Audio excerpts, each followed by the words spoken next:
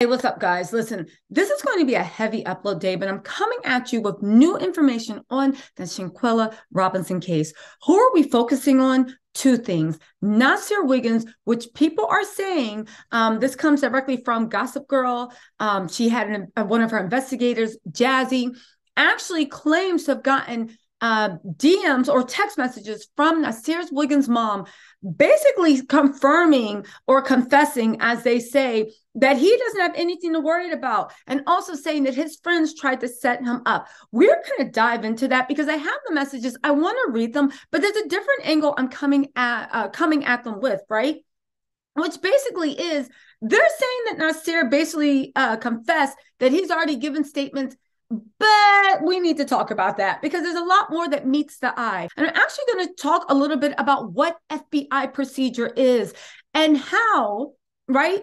How, if we take a step back and don't lose the plot, you guys, we really need to talk about what's going on. First of all, let's get into Nazeer Wiggens. So these messages have not been verified. Gossip Girl XOXO stands by it. They have not been verified, but it opens up a larger discussion that we need to have, right? Somebody said, where are we? Hold on, let me pull these messages up. They are claiming that Nazeer Wiggens' mom was approached in messages, and the person said, it's sad they tried to drag him into it. He seems really sad on TikTok. They are now proving the people who blank had cops lie about trying to save her for 2 hours. The death certificate is saying she died at 3, probably 30 minutes after your son showed up. But the other people, cops and investigators, are under investigation. Now, hold on, y'all. Okay, so that was the investigator saying it. Dawn Costner, who is claimed to be Nazeer Wiggens' mom, said, of course, and they did, but he good. We have God on our side. My son lost 4 people that week. My nephew, my cousin, and my aunt died that same week. That beautiful baby lost her life. My son was going there to have fun, but ran into some BS and was blindsided by all of it. So he told his truth. They just need to tell theirs, period. Now let's pause on this and actually decode this, because whether this is true, factual or not, and this is his mom, it brings up a lot of questions that I think a lot of people haven't been asking. For one, Shanquella's father just did an interview where he said that nobody on that trip reached out to him at all to offer any condolences. Okay, fine. Let's just put this out there, right? But look what she said. One, the angel of death has been heavy in that community. Alyssa Hyatt lost her sister the morning of, and Nazeer lost 4 family members that same week. Again, it's weird. The angel of death has been heavy. You can't control when the angel of death happens, but I don't know. If I was investigators, I'd be like, not saying it's related, but it's very, very odd. Anyway, right? She said, my son was going there to have fun, but ran into some BS and was blindsided by all of it. So he told his truth. You guys, let's think about this. If Nazeer told his truth, clearly he talked to the FBI. He might have even talked to the Mexican authorities. I think he probably did either have to give a statement to the FBI that they passed on to the Mexican authorities, or he had to talk directly with the Mexico authorities. This is directly in line with Metropolis MX has said that there were 2 people that were at the scene that gave statements to the Mexico authorities that they used to formulate this arrest warrant.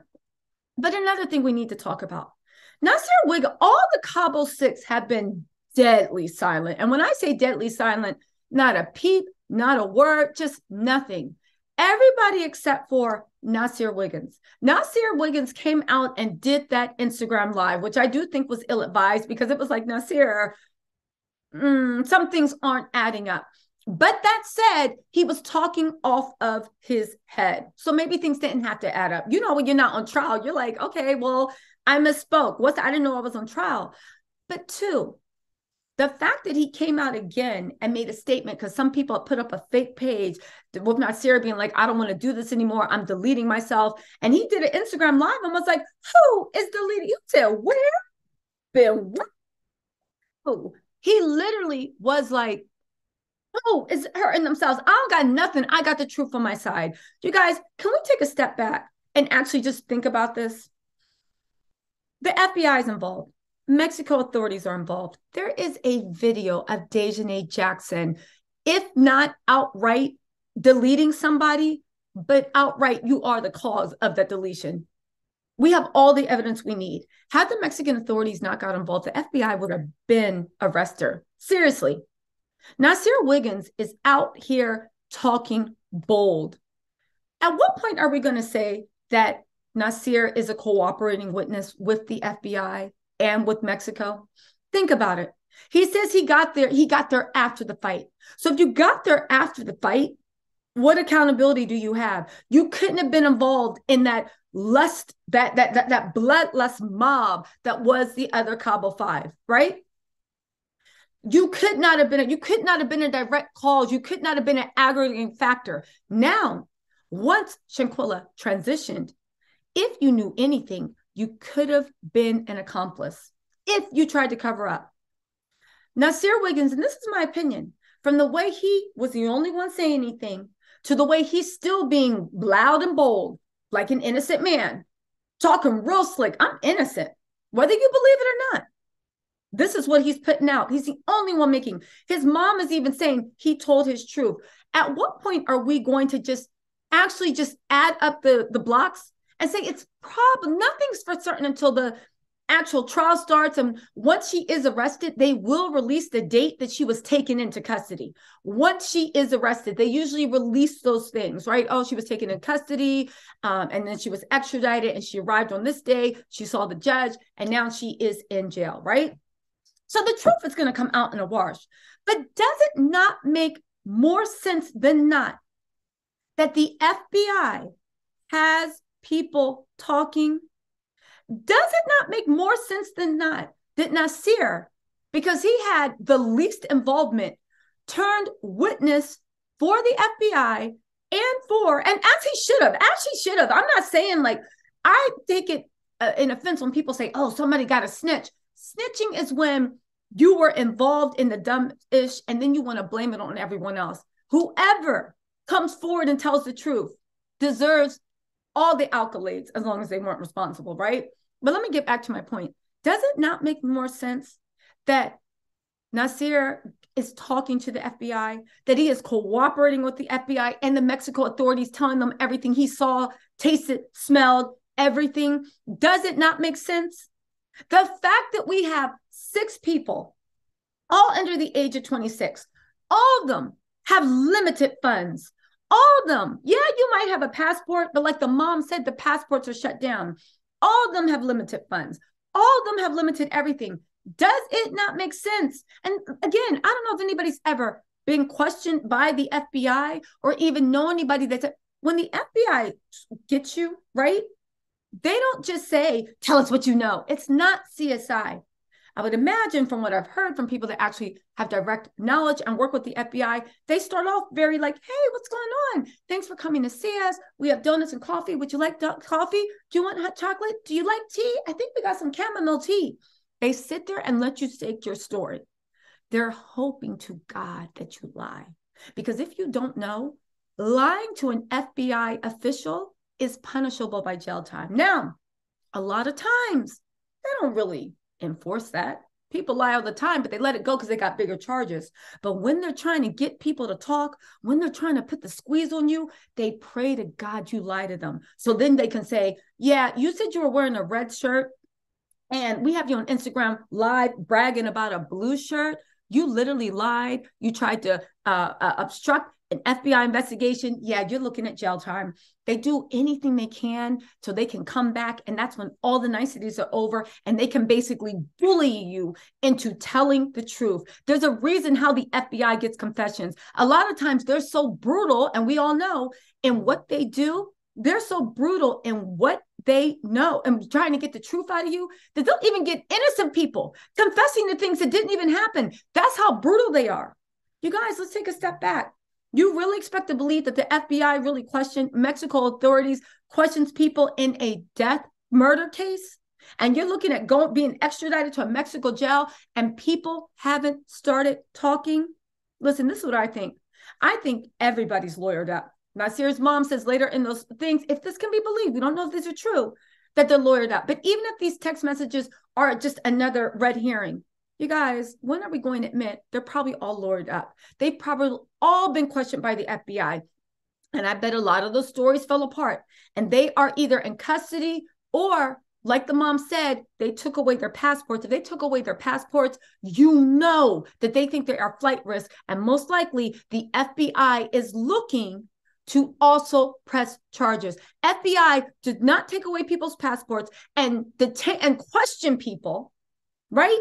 And question people that are involved in a murder without an eye for pressing charges. So when we say more charges, more warrants, all this stuff is coming through, yeah, what else is the FBI doing? That's what the FBI hopes to do. Let's also not forget that no matter what happens in Mexico, when they finish serving their sentence, right?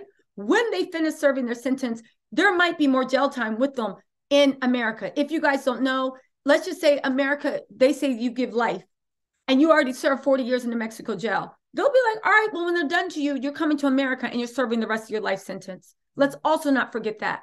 Let's also not forget the fact, and this is very important. Let's also not forget the fact that more likely than not, people have already talked to the FBI. And more likely than not, even if Mexico can't get them for crimes, the US can get the Cabo 6 for crimes too. And it looks like, because of Nazeer, the way he's proclaiming, I'm not saying he was not culpable. We don't know what Nazeer's involvement was, but we do know, judging by Nazeer's actions, maybe Nazeer thinks he's innocent. He thinks he's real innocent, and he's sounding like he is a cooperating witness. And he sounds like he already knows that he's not really going to get in trouble and escape with a slap on the wrist. Maybe it's because he deserved it. Maybe it's because he cut a good plea deal. But it looks like right now Nazeer is one of those cooperating witnesses. Whether these messages are right or not, his actions, either that or he's the dumbest person in the world. And I don't know, y'all. I just think we're forgetting the way the FBI operates. Anyway, so I just want to say this, okay? Let's just say that all the reports coming out from the investigative reporter on the ground, coming out from people that work for federal agencies, coming out from people that actually try international law, extradition. Let's just say even the Department of Justice site is lying to us when they say there's something called a provisional arrest, and that is what's used when somebody is a flight risk. And I did a video on it, groundbreaking, if you want to break it down more. Provisional arrest is basically when they say, okay, you have to fill out all this paperwork to even get an extradition, for them to be flown back to Mexico. And when they set on the ground, then they will be arrested. However, we have something called provisional arrest, that if somebody is a flight risk or demonstrates they're a flight risk, okay, and the bar to demonstrate it is very low, we will detain them ahead of time. But it's not a normal arrest like the county jail. We're just grabbing them and detaining them while you are, right? While you are getting the paperwork together. Once the paperwork is together, we will decide on whether the warrant will be issued or not. If the warrant will not be issued, we will let that person go. If the warrant is going to be issued, right? Then once we decide that the warrant's issued, they can go in front of the judge on a bail hearing, not before, on a bail hearing. But this isn't like a normal bail hearing because it's under the International Treaty for Extraditions, and most importantly, Mexico and US's treaties for extradition. The bail hearing, the government arguments against bail. You don't have civil rights when there's provisional arrest, because why? The only defense you really have is it's not me. If you say, I didn't do it, okay, go ahead and talk to them boys in Mexico. If you say, no, so-and-so did it, okay, explain that to the judge. They are not trying to see on whether you commit the crime. They're trying to see on whether there's probable cause for you to stand trial in Mexico. Probable cause is it looks like, based off the evidence, more likely than not, that they probably have a case against you. You have to argue the case down in there. Now, we get into, well, how come we haven't heard anything in the media? How come there's no picture of her in arrest? How come there's no perp walk? I just want to just stress this, because we need to put away everything we know with the U.S. justice system and look at what the treaty says. The treaty says that while you are working with law enforcement in Mexico to apprehend someone, you do not operate, right, as your own arm of the law, if that makes any sense. You turn into an extension of the Mexico authorities, which means you also respect their procedures for doing everything, right? Their procedures for doing anything. One of their procedures for doing things,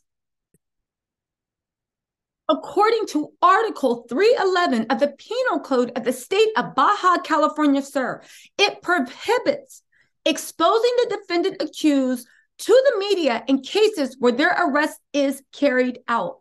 That means any medium, right?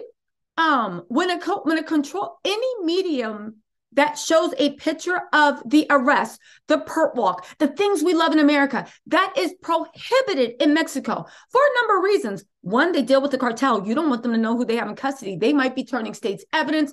They might not be around tomorrow. But two, it was also, people say, to stop from corrupt politicians from having any media humiliation of a corrupt politician being arrested, right? And like having their face splashed across. There's many reasons why this law exists, but the law exists.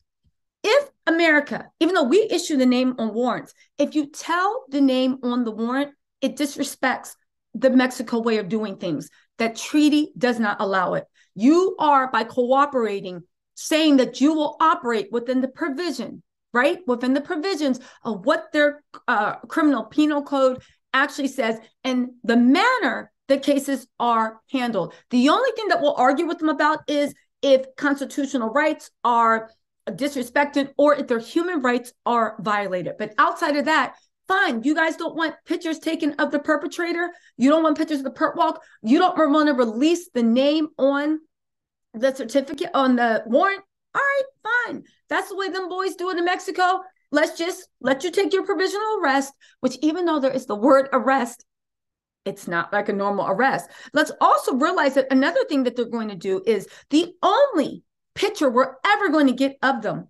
This is under the article of the the Baja California Sur Penal Code. When the control judge links the defendant to a criminal proceeding and the person is confined to prison, the state attorney general's office can show a photograph of the detainee, but the accused must be wearing a black ribbon around their eyes, which is a blindfold, right?